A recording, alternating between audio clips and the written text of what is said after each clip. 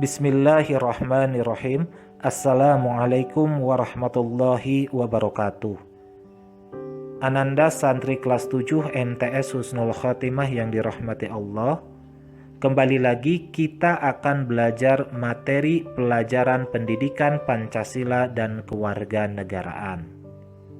Di kesempatan pertemuan kelima ini, kita akan membahas materi bab 2 yang berjudul norma-norma dalam kehidupan bermasyarakat. Untuk itu, mari kita pelajari materi ini dengan sebaik-baiknya.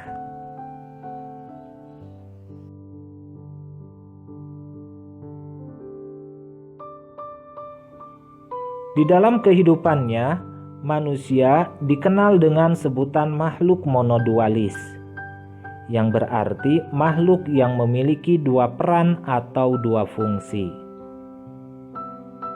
Peran pertama dari manusia adalah sebagai makhluk individu, dan yang kedua adalah sebagai makhluk sosial. Manusia sebagai makhluk individu artinya manusia merupakan makhluk yang memiliki minat, bakat, dan kehendak sendiri yang tak bisa dicampur tangani oleh orang lain. Manusia sebagai makhluk individu juga bisa diartikan bahwa manusia merupakan makhluk yang memiliki ciri fisik yang berbeda dari manusia lainnya. Sementara itu, manusia sebagai makhluk sosial artinya manusia di dalam kehidupannya selalu berhubungan atau membutuhkan manusia-manusia lainnya. Di dalam kehidupan sehari-hari sering kita jumpai terdapat pertentangan antara peran manusia sebagai makhluk individu dan sebagai makhluk sosial, yang mana pertentangan tersebut berpotensi besar untuk menimbulkan berbagai macam permasalahan atau konflik. Sebagai contoh, ada seseorang yang menyatakan bahwa sebagai makhluk individu saya bebas untuk memutar suara musik dengan volume yang sekeras-kerasnya, yang sekencang-kencangnya. Itu benar, karena dia sebagai makhluk individu yang kehendaknya tidak bisa diganggu-gugat oleh orang lain. Tapi orang tersebut harus ingat bahwa di samping sebagai makhluk individu, dia juga berperan sebagai makhluk sosial, makhluk yang berhubungan dengan orang lain. Yang mana kebebasannya untuk memutar suara musik dengan sekencang-kencangnya itu dibatasi oleh kebebasan orang lain yang ingin pendengarannya tenang, tidak terganggu oleh suara berisik yang ditimbulkan oleh suara musiknya. Jika manusia melanggar perannya sebagai makhluk sosial dan hanya mementingkan perannya sebagai makhluk individu, maka ini berpotensi besar untuk menimbulkan konflik. Oleh karena itu, untuk menselaraskan antara peran manusia sebagai makhluk individu dan sebagai makhluk sosial, maka dibutuhkanlah sebuah kaidah yang mengaturnya. Dan kaidah tersebut secara umum dikenal dengan sebutan norma.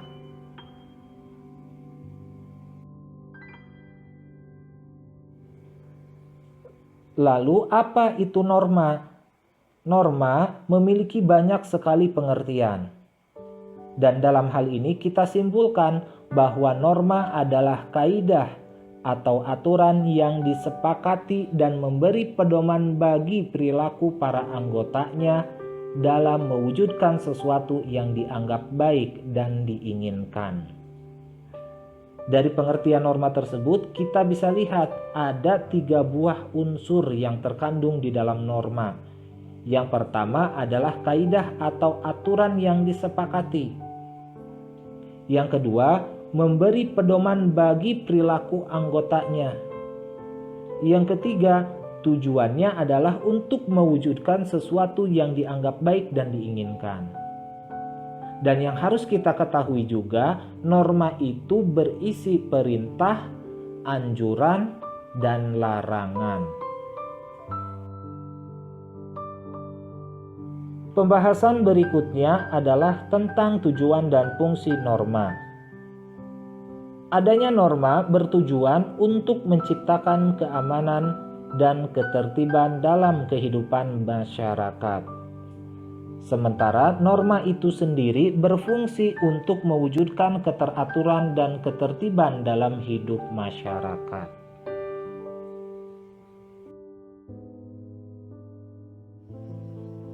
Pembahasan berikutnya adalah tentang jenis-jenis norma. Dan dalam pembahasan kali ini yang akan kita bahas adalah jenis norma berdasarkan sumbernya atau berdasarkan asal-usulnya. Norma berdasarkan sumbernya itu dibagi ke dalam 4 jenis. Yang pertama ada norma agama. Yang kedua ada norma kesusilaan. Yang ketiga ada norma kesopanan. Dan yang keempat ada norma hukum.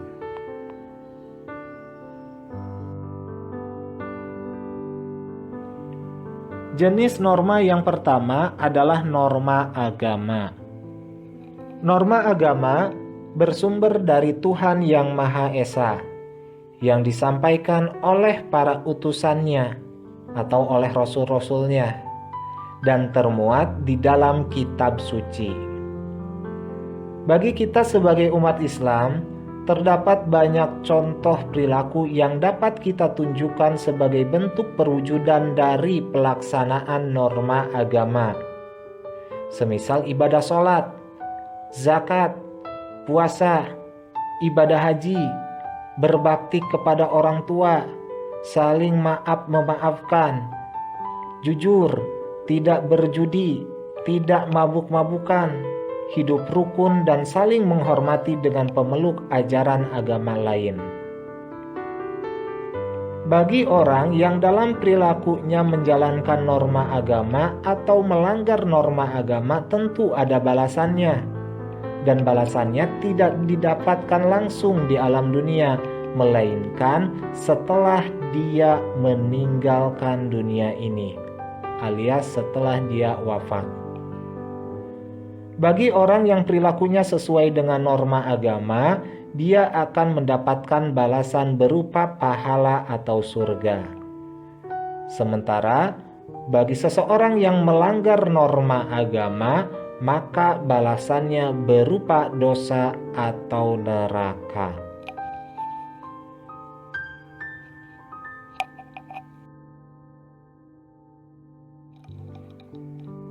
Jenis norma yang kedua adalah norma kesusilaan. Norma kesusilaan bersumber dari hati nurani manusia tentang baik atau buruknya suatu perbuatan. Apa sih hati nurani? Hati nurani di dalam Kamus Besar Bahasa Indonesia diartikan sebagai hati yang sudah mendapatkan sinar-sinar ketuhanan.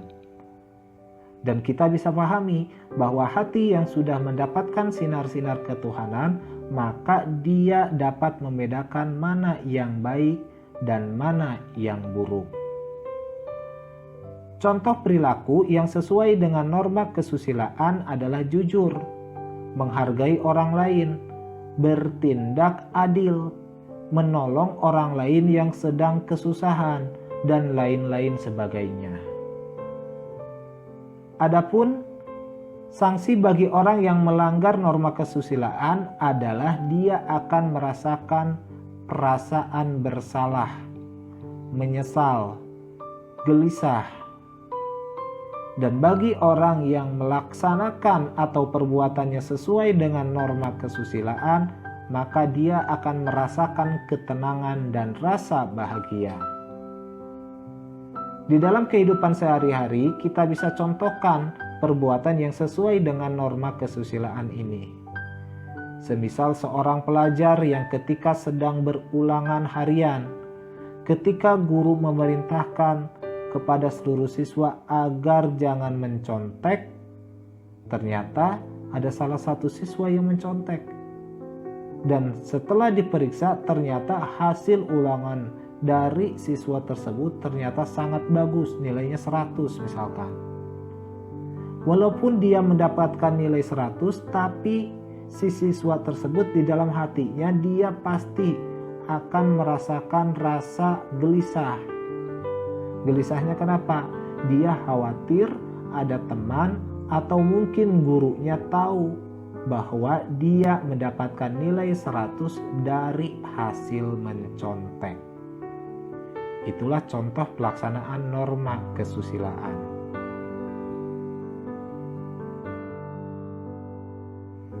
Jenis norma yang ketiga adalah norma kesopanan.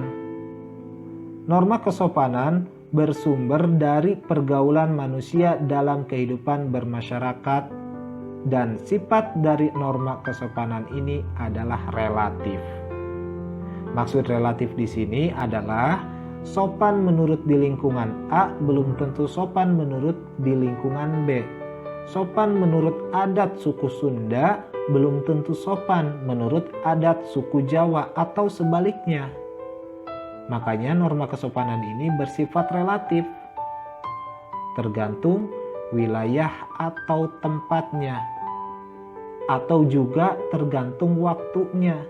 Yang dianggap sopan sekarang belum tentu sopan di masa yang akan datang. Itulah yang disebut dengan norma kesopanan. Contoh perilaku yang sesuai dengan norma kesopanan adalah tidak berkata kasar, tidak meludah di sembarangan tempat, menerima dengan tangan kanan, mengucapkan salam ketika hendak memasuki rumah, ketuk pintu terlebih dahulu ketika hendak bertamu ke rumah orang lain. Itulah contoh perilaku yang sesuai dengan norma kesopanan. Dan bagi seseorang yang melanggar norma kesopanan, dia akan dikenakan sanksi berupa celaan, cemoohan, dikucilkan, atau bahkan diusir.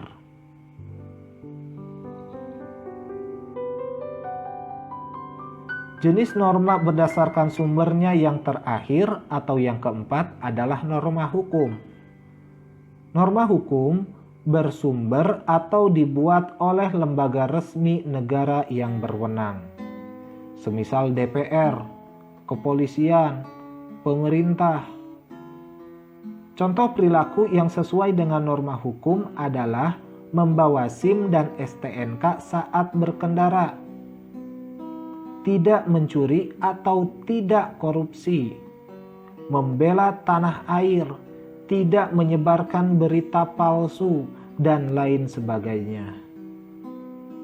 Adapun sanksi bagi seseorang yang melanggar norma hukum adalah dipenjara, didenda, atau dicabut hak-hak kewarganegaraannya.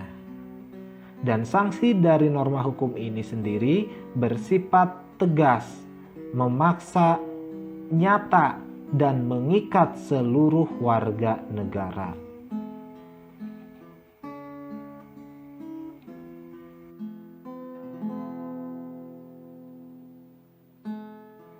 Demikianlah pembahasan kita mengenai bab 2 ini, yaitu tentang norma-norma dalam kehidupan bermasyarakat. Sebelum menutup pembelajaran, ada sebuah catatan yang semoga bisa menjadi bahan renungan kita bersama. Adanya hukum bukanlah untuk membelenggu atau memenjarakan. Namun, hukum justru hadir untuk menjamin kebebasan, keadilan, dan kemanusiaan. Terima kasih, sampai jumpa lagi di pertemuan berikutnya. Billahi taufik wal hidayah. Wassalamualaikum warahmatullahi wabarakatuh.